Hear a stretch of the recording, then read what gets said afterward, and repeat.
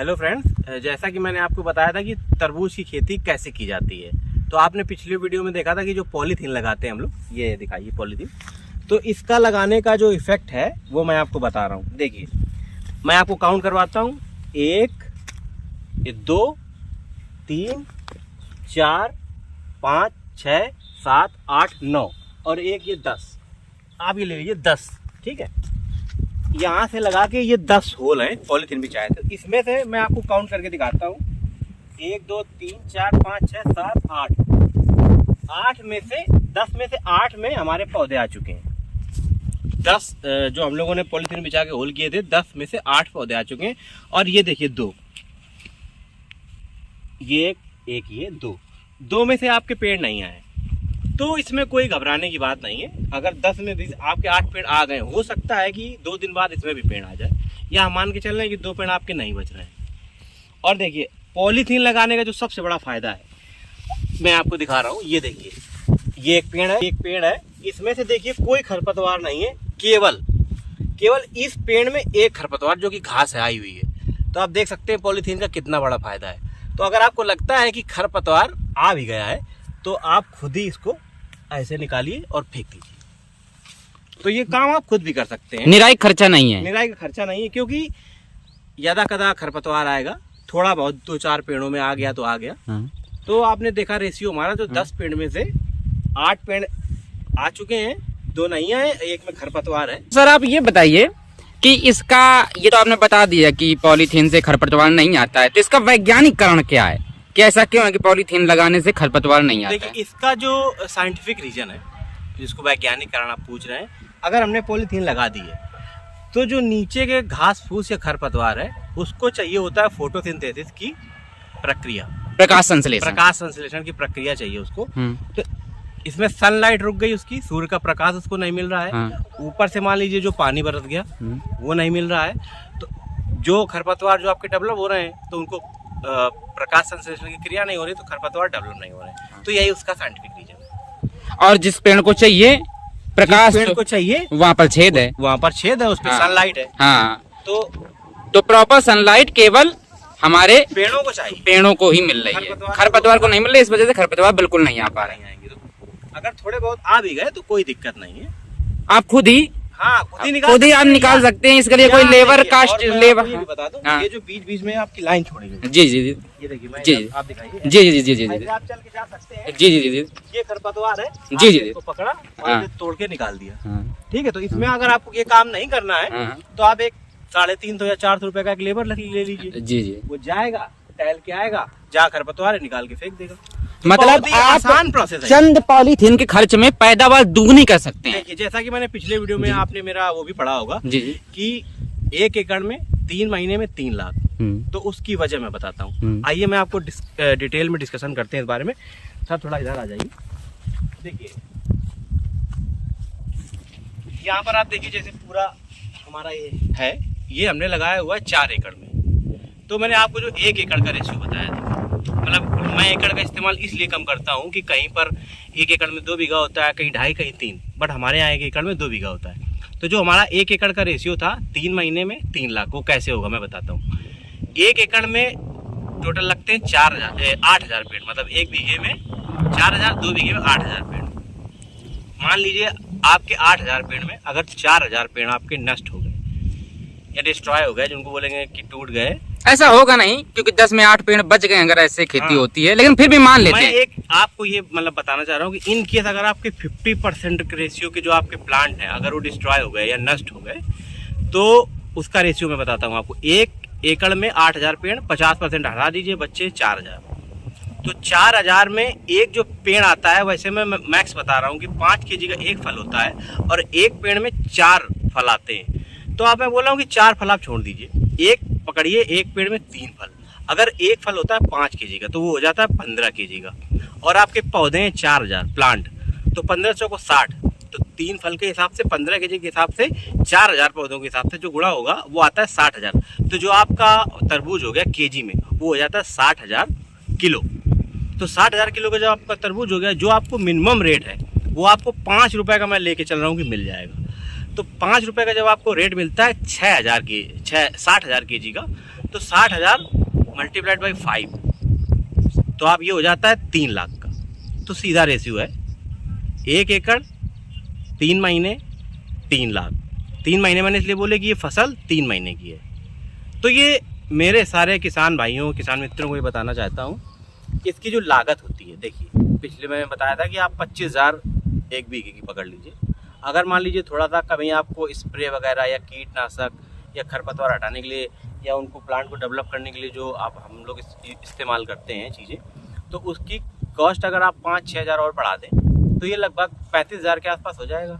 तो 70,000 के आसपास आपका खर्च मान लीजिए, तो वही आपको 2,80,000 तो मिनिमम मिल के ही जाएगा। तो बस मैं यही बताना चाहता हूँ अपने किसान मित्रों को कि एक बार तरबूज की खेती ज़रूर करें। अगर आपको कोई भी जानकारी चाहिए डिटेल में कि प्लांट कहाँ से आप लाएं, उसमें कौन सा कीटनाशक इस्तेमाल करें, क्या क्या डालना पड़ता है, पॉलीथीन बिछाने के बाद, देखिए और मैं आपको एक चीज़ और बता देता हूँ, पॉलीथीन में उसको खरपतवार को रोकने के लिए आप जो सिंचाई है वो आप ड्रिप इरिगेशन सिस्टम लगाएं। ये देखिए ये गया हुआ है हमारा पाइप, इस वाली लाइन से देखिए आप, और इधर दिखाइए सारा, ये हर लाइन में एक एक सिस्टम लगाया हुआ हम लोगों ने, ड्रिप इरिगेशन सिस्टम, बूंद बूंद सिंचाई प्रणाली बोलते हैं इसको।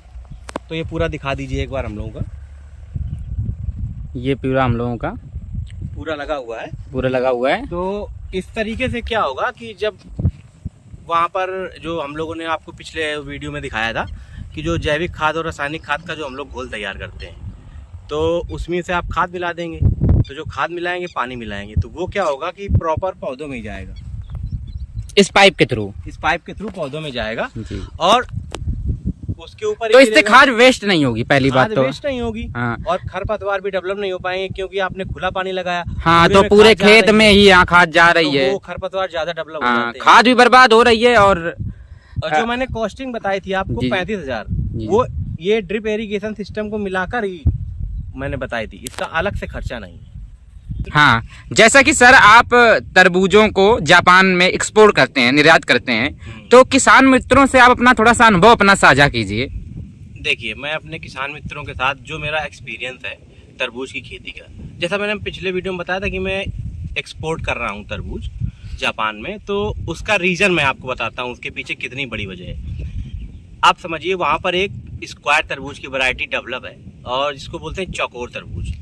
तो जो चौकोर तरबूज है, अगर आप मिनिमम बात करें तो ये बिकता है $6.5 में 6,500 रुपये की, ठीक है। और जब मान लीजिए तरबूज की मान लीजिए कि वहाँ पर कम मात्रा में अगर वो पहुँच रहा है जापान में, तो ये हो जाता है 16,000 रुपये के जी। और जब जापान में तरबूज की जो अगर खेती की अगर पैदावार कम हुई तो ये बिकता है 40,000 रुपये की। तो ये समझिए कि वहाँ पर एक चौकोर, मैं आपको फोटो और उसका वीडियो एक डाल दूंगा, एक चौकोर तरबूज होता है, ये 40,000 तक जाता है। तो और मैं बता रहा हूँ कि देखिए 40,000 रुपए किलो, 40,000 रुपए किलो तक जा रहा है जी। तो उसका रीजन यही है कि मैंने तरबूज लगाने का प्लान किया। और इंडिया में तो देखिए नई दिल्ली वगैरह जो हमारे कृषि अनुसंधान केंद्र जो नई दिल्ली है, उन्होंने डेवलप किया पूसा बेदाना, ठीक है। ये बहुत ही अच्छा किस्म का बीज है। और मतलब बाकी और इंडिया में आर्का ज्योति, शुगर बेबी, कई सारी किस्में चल रही हैं तरबूज की।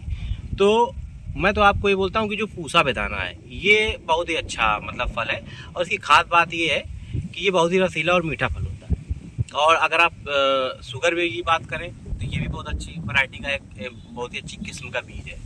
तो इस इंडिया में चल रहा है। लेकिन मैं आपको बताता हूँ कि जैसे मैंने अभी क्या हुआ कि अब मैं स्क्वायर तरबूज की खेती करूँगा और मैं सीधे 10 एकड़ में लगा दूंगा तरबूज। और उसका जो वैरायटीज है, स्क्वायर तरबूज किसान मित्रों को बता दें, ये जापान की ब्रीड है, जापान की। तो जैसा सर आप जापान में तरबूज को निर्यात करते हैं, तो ये जो बीज है स्क्वायर तरबूज वाला, ये सर आप कहाँ से आपको मिलता है, ये जो जापान आप एक्सपोर्ट करते हैं? नहीं, जैसे मान लीजिए जब खेती होने के बाद तो मैं एक्सपोर्ट कर देता हूँ, लेकिन जो अभी मैंने बीज मंगवाए हुए हैं, जो जापान की जो बेस्ट किस्म के जो बीज हैं जापान के, वो हाँ मैंने इंपोर्ट करके मंगवाए, वो नेक्स्ट मंथ तक हमारे पास आ जाएंगे। तो इसका जो सबसे बेस्ट माना गया है वो माना गया है Yubari king Milan and Yubari Hokkaido. ये आपके जो बेस्ट किस्म के बीज हैं। तो इसमें स्क्वायर तरबूज लगेगा आपको, चौकोर, वो देखने भी अच्छा लगता है, काटने में भी अच्छा लगता है और खाने में भी अच्छा लगता है। और उनमें बीज भी नहीं होते हैं तरबूज के? हाँ, उसमें बीज भी नहीं होते हैं। आपको काटिए और खाइए। अच्छा तो ये सबसे अच्छी बात यही है। जी। तो और कई सारी किस्में हैं, अभी मैंने कहा इन दो से ही ट्राई करते हैं, जो बेस्ट है आप वही ट्राई करें। इससे अच्छा रहेगा कि आपको जो उनकी डेवलपमेंट होगा, जो उनकी पैदावार होगी वो अच्छी मिलेगी। तो आप कोशिश करें कि एक मिनिमम 6500 या 100 अमेरिकन डॉलर में आप कोशिश करें कि सेल आउट करने की कोशिश करें, तो आपको बहुत बड़ा प्रॉफिट होगा। जैसा कि मैंने बताया 1 एकड़ 3 महीने 3 लाख। तो उसका मैं बताऊंगा कि जब आप स्क्वायर तरबूज एक्सपोर्ट कर रहे हैं तब कितना बड़ा प्रॉफिट होगा। सर जैसा कि आप इसके पाइपों के थ्रू पानी भेजते हैं तरबूज की खेती में, तो सर सर ये कितने दिन में, 3 महीने खेती होती है, तो सर ये पानी कितने दिन में आपको लगाना पड़ता है? वैसे आप अगर खेती की बात करेंगे तो इसको आप हर हफ्ते एक बार, हर हफ्ते मतलब एवरी वीक एक पानी आप लगाएं, नमी बनी रहनी चाहिए। नमी बनी रहनी चाहिए तरबूज की खेती में। मान लीजिए आपको बारिश मिल गई है, जैसे बीच में अचानक बारिश हो जाती है, तो आप देखें कि नमी है, जैसे देखिए मैं आपको बता दूं, नमी है हाँ। तो अभी पानी लगाने की जरूरत नहीं है। नमी के बाद ये सूखेगा, उसके बाद आप फिर पानी लगा दें। तो इसमें ये है कि इसको आप थोड़ा सा नमी चाहिए इस खेती को, तो हर हफ्ते आपको एक पानी लगा देना है। तो सर इसमें पाइप में, जैसा ये सर पाइप है, तो इसमें सर इसी से खाद जाती है?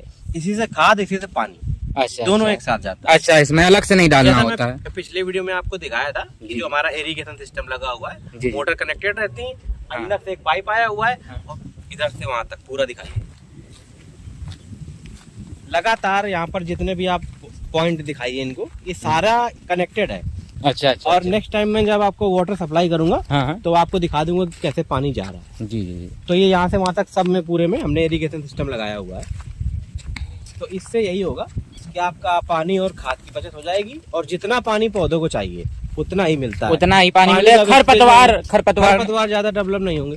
तो इस तरीके से आप अच्छी खेती, एक बार का काम है, और आप लागत हर साल फिर कम होती चली जाएगी। और मैं आपको ये भी बता दूं जी, कि जो इरिगेशन सिस्टम होता है, जब आप खेती खेती जब आप ये उसके फल तोड़ लेंगे, तो ये खराब नहीं होता है। ये मान के चलिए कि इसका केवल 20% ही खराब होता है, बाकी आपकी दोबारा फसल में ये 80% आपका जो पाइप बिछाया गया इरिगेशन वाला प्लास्टिक का, ये यूज में आ जाता है। जी। लेकिन 1 बीघे में कितने की पॉलीथीन लग जाती होगी? 1 बीघे में अगर बात करें तो ये लो लेवल की पॉलीथीन लगवा लो, क्योंकि बर्बाद होनी ही है। 4 से 5 हजार, 4 से 5 हजार की पॉलीथीन लग जाती है। 4 से 5 हजार। तो ये मान लीजिए आपको कितने बीघे का चेक है ये, जैसा आपने बताया अभी 8 बीघे का है। हाँ 8 बीघे, 4 एकड़ में हम लोगों ने, 4 एकड़ में 8 बीघे का चेक है, तो इसमें पॉलीथीन आपकी लग गई होगी 30-40 हजार की पॉलीथीन। हाँ 8 बीघे में 8, हाँ लगभग ये मान लीजिए 35,000 से 40,000 के बीच में।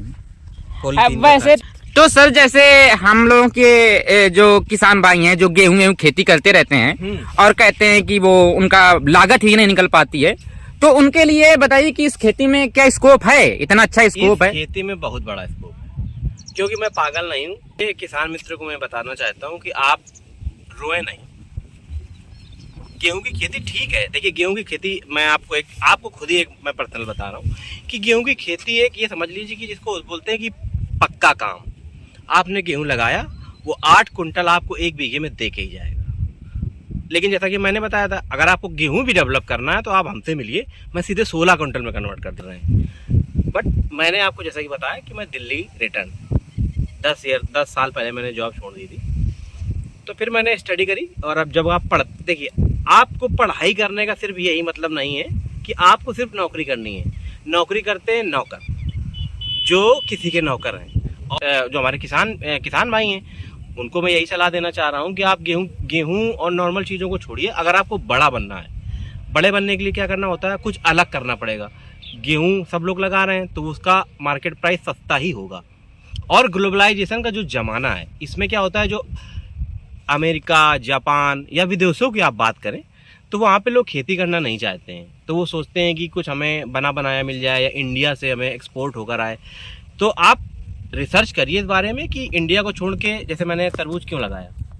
जैसा कि मैंने बताया कि मैंने अभी 4 एकड़ में लगाया हुआ है 8 बीघे में, तो ये हमारा एक ट्रायल है। और अगर ये मेरा प्लान सक्सेस हो गया तो मैं सीधे 20 एकड़ में सीधे तरबूज लगवा दूँगा, और 20 एकड़ का प्रॉफिट आप 0 नहीं गिन पाएंगे। तो आप बोलिए 20 एकड़ के प्रॉफिट का आप 0 नहीं गिन पाएंगे। तो आप ऐसी खेती करिए जिसको सब लोग नहीं कर रहे हैं, यूनिक है और ग्लोबलाइजेशन, बाहर की मार्केट भी देखिए, विदेशों की भी मार्केट देखिए और हर चीज का आकलन करके स्टडी करके आप खेती कीजिए, ना कि ये करिए कि जो सब लोग कर रहे हैं वही आप करिए। हाँ, तो वो फिर तो आपके लिए नुकसान का ही सौदा रहेगा। हाँ, स्टार्ट बोलिए। देखिए, जैसे मैंने बताया था कि जो लोग सब चीजें नॉर्मल खेती कर रहे हैं आप वो ना करें, और आप ग्लोबलाइजेशन का जमाना है, आप देखें कि बाहर क्या, कौन सा महंगा फल है या महंगी कौन सी फसल है, ठीक है, या कौन सा वेजिटेबल है, आप कुछ भी लगाएं, आप रिसर्च करें। अगर इंडिया में नहीं बिक रहा है तो बाहर तो बिक ही रहा है। जैसे मैंने तरबूज का प्लान इसीलिए किया कि जापान में तरबूज महंगा जाता है। अब मैंने इंपोर्ट करा दिए हैं बीज, जो मैंने आपको 2 वैरायटियाँ बताई कि युबारी वो किंग मिलन एंड युबारी होकाकाइडो। तो ये 2 अच्छे किस्म के बीज हैं। अब ये नेक्स्ट मंथ हमारे पास आ जाएंगे, और मेरा जो अगला प्लान है, मैं स्क्वायर तरबूज, चौकोर तरबूज की खेती करूँगा। उसके बारे में आपको एक डिटेल्ड वीडियो मिलेगा। Thank you sir. ये ड्रिप इरिगेशन सिस्टम के बारे में तो देखिए, ये पाइप गया हुआ है हमारा, ठीक है। ये आपके 2 टैंक हो जाते हैं, एक आपका रासायनिक टैंक, एक जैविक टैंक, बायो टैंक। तो जैसा कि मैंने पिछले बताया था कि यूरिया, पोटास, DAP उसमें डालें और उसको उसमें डिजोल्व करने वाले बैक्टीरिया हम लोग डालते हैं। बैक्टीरिया और जैविक खाद का मतलब हो गया गाय भैंस की खाद, गोबर। गोबर हो गया, या आप जैसे केले की खेती के लिए आप गुड़ का घोल तैयार कर सकते हैं। गुड़ का घोल भी जी। तो इसमें आप जो चीजें उसमें पड़ रही हैं उसके हिसाब से दोनों तैयार कर लिए गए। और इरिगेशन में क्या होता है, ये मिक्सचर लगा हुआ है। जी जी जी जी, ये सिस्टम लगा हुआ है, इसमें एक मोटर कनेक्ट होती है जी जी, जो दोनों चीजों को मिक्सचर को घसीट के वाटर करके हाँ सप्लाई करती है। जी जी जी। तो पानी और खाद एक साथ जाएगा। जैसे इन दोनों का सर, इन दोनों से एक में रासायनिक खाद, एक में जैविक खाद मिक्स हुई, मिक्सचर ने मिक्स की पानी के साथ, और सीधा इस पाइप के थ्रू सीधा ड्रिप इरिगेशन सिस्टम से सीधा पॉलीथीन के अंदर पहुंच जाता है। हाँ, इसमें क्या होता है, एक वेंचुरी सिस्टम होता है जिसमें ट्यूबवेल के पास एक मोटर लगी होती है। वो इन सब जो हम लोगों ने घोल तैयार किए हैं, DAP, यूरिया, पोटास और डिजॉल्व करने वाले बैक्टीरिया या आप जैविक खाद, मिक्सचर जो होता है इन लोगों का, ये वेंचुरी सिस्टम में जो मोटर कनेक्ट होती है वो सीधे खींच लेती है और मिक्स करके सप्लाई कर देती है। उसका सिस्टम ये है, वो इस तरीके से काम। तो ये सर तरबूज किस महीने में लगाए हैं और कितने दिन के आपके पेड़ हो गए हैं? मैंने ये लगभग लगाए हुए थे, क्या बोलते हैं इसको, 15 फरवरी के आसपास। तो या मान लीजिए 15 से 20 फरवरी के बीच में लगाए हुए थे। तो ये एक्चुअल मैं बता दूं, 1-2 दिन इधर उधर।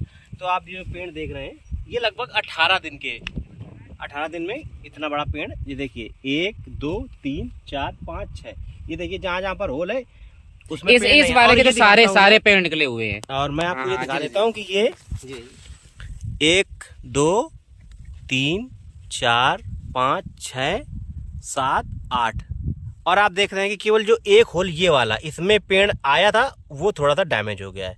तो ये समझ लीजिए कि 10 में 1-2 पेड़ मर जाते हैं, बाकी तो आपके आप टेक्निकल तरीके से खेती करेंगे तो आपका 10 में 1 ही 2 पेड़ मरेगा। 1 ही 2 मरेगा। हाँ, तो इसका रेशियो आप मान लीजिए 1 बीघा में अगर 6000 पेड़ लगाए तो 5,500 पेड़ आप बचा ले जाएंगे। 1 बीघे में 4000 पेड़ लगते हैं। अच्छा, 1 बीघे में 4000 पेड़ लगते हैं ना, मान लीजिए आपने 1 बीघे में 4000 पेड़ लगाए तो 3000 3,500 पेड़ आप बचा ले जाएंगे। अगर इस तरीके से आप टेक्निकल तरीके से आप खेती करेंगे, प्रॉपर खाद, पेड़ आप बचा ले जाएंगे। जी जी, प्रॉपर खाद देंगे और प्रॉपर पानी और पॉलीथीन लगा के, ये देखिए पेड़ काफी बड़ा हो चुका है। जी जी, इसके अंदर तो पेड़ काफी बड़े हो चुके हैं। बहुत अच्छी खेती आपकी हो रही है। थोड़ा ऊपर नीचे रहेगा। जी जी, और पेड़ आपको मिलेंगे। जी जी, मतलब 15 जून के आसपास आपकी फसल आ जाएगी। हाँ, मार्च, अप्रैल, मई, जून। तो सर आप इसको 15 जून नहीं, और पहले ही आ जाएगी। तो सर इसका आप ये मान लीजिए कि आप 15 जून के आसपास आप इतने से कम आप 10 लाख रुपए, 15 लाख। इसमें क्या है, वेदर का इफेक्ट और बारिश का इफेक्ट आ जाता है। तो पेड़ अगर आपके थोड़े से नष्ट हो जाते हैं, तो अगर आप पूरा जो मैंने आपको बताया हुआ है 1 एकड़ में 3 लाख, तो 8 एकड़ में हो जाता है 24 लाख। लेकिन आप पूरे के पूरे पेड़ बचा नहीं पाएंगे, कुछ नष्ट हो जाते हैं। तो आप पकड़िए कि 15 लाख रुपए, अगर 15 लाख रुपए आप मिनिमम, हाँ, अगर आपके एक पेड़ में 4 फल आ गए और वो एक फल होता है 5 kg का, अगर 20 kg का प्रोडक्शन आपको एक पेड़ देके जा रहा है, तो कम से कम 12 से 15 लाख रुपए 8 बीघे में या 4 एकड़ में आपको मिलके ही जाएगा। तो सर आप इतना जो पैसा कमाएंगे तो उसका आप क्या, कौन सी गाड़ी खरीदने का मन है? लोग गाड़ी खरीदते हैं। देखिए, मैं अपने किसान मित्रों को ये बताना चाहता हूँ कि अगर आपके पास जो पैसा आ जाए, तो आप ये मत सोचिए कि आपके पास 10 लाख आ गए या 15, मान लीजिए आपके जो 15 लाख रुपए तरबूज में आप कमाएंगे, तो आप सोचिए कि मैं सीधे 10 लाख रुपए की कोई गाड़ी ले आऊँ। बिल्कुल नहीं, ये आप गलती ना करें। उस 15 लाख रुपए में 4-5 लाख रुपए आप सेविंग के लिए रखें और 10 लाख रुपए में फिर कोई जमीन आप बल्कट ले लें या रेंट पे ले लें, और इसके बाद 20 बीघे या मैं तो कहता हूँ 20 एकड़ में तरबूज लगवा दें। बड़ा करने का सोचे, बड़ा करने का सोचे। और गाड़ी तो कभी भी आ सकती है, गाड़ियां तो कभी भी आ सकती है। पहले आप मेहनत करें, पैसा कमाएं, जो कि जीवन में बहुत जरूरी है। और मैं तो कह रहा हूँ कि अगर आप 20 एकड़ या 20 बीघे में जब आप तरबूज वगैरह लगाना हो या केले या कोई भी वैरायटी में अगर आप खेती करना सीख गए। हाँ, ये पीछे सर अब केला भी बवा हुआ है, केला भी जैसे लगा हुआ है। हाँ, ये सर कितने बीघे में केला लगा हुआ है आपका? ये मेरा 20 बीघे में केला लगा हुआ है। अच्छा अच्छा। तो और अभी भिंडी आपकी बोई जा रही थी? भिंडी बोई जा रही है। हाँ, भिंडी तो मान लीजिए एक नॉर्मल सब्जी के लिए है। हाँ, तो मेरा वो प्रॉफिट के लिए नहीं है, प्रॉफिट ले लिया। वो मैंने अपने खाने और गाँव वाले लोगों के लिए लगवाया। अच्छा अच्छा। तो अब देखिए जैसे मैंने बताया, देखिए 20 बीघा 20 लाख, और ये 8 बीघा 12 लाख, 15 लाख, 15-12 मिनिमम 12-15 तो मैंने रेशियो मिनिमम पकड़ा 12 लाख। तो 20 लाख वहां से, लेकिन वो हमको देके जाएगा 15 महीने में, लेकिन यहाँ पे आपको मिला सीधे 3 महीने में 15 लाख। तो आप ये मान लीजिए कि आप एक साल में तकरीबन आप 35-40 लाख रुपए आप कमा लेते हैं, जो एक बहुत बड़ा पैकेज है। प्राइवेट नौकरी के हिसाब से सरकारी नौकरी तो मैच नहीं कर सकती है, लेकिन प्राइवेट नौकरी के हिसाब से भी बहुत बड़ा आप खेती में कमा लेते हैं, बिल्कुल बिना मेहनत के। नहीं, इसमें थोड़ा सा बस देख रेख की मेहनत है। हाँ, तो आपको दूसरों से करवाना है। मतलब प्राइवेट नौकरी की इतनी मेहनत नहीं है, उसकी तुलना में कहा जाए तो ना के बराबर। उसका रीजन ये है कि मैंने MBA किया, तो घर वाले मुझे फोर्स करते रहे कि आप जॉब ही करें। लेकिन MBA करने का मतलब यही नहीं कि आपको नौकरी करनी है। MBA का जो मेन टास्क होता है वो होता है एज अ मैनेजरियल जॉब। जी। तो जो मैनेजरियल जॉब होती है उसका काम होता है वर्क डन थ्रू अदर। आपको दूसरों से काम लेना सिखाया जाता है। मैनेजर खुद कभी कुछ नहीं करता, उसके अंदर में जो टीममेट होते हैं या उनके जो या मान लीजिए हम लोग अगर काम कर रहे हैं तो हमारे यहाँ के जो वर्कर्स हुए वो हमारे लिए काम कर रहे हैं। तो आप पढ़ाई करें, चीज़ों को सीखें, ना कि नौकरी में ही सारा जीवन गुजार दें। आप काम दूसरों से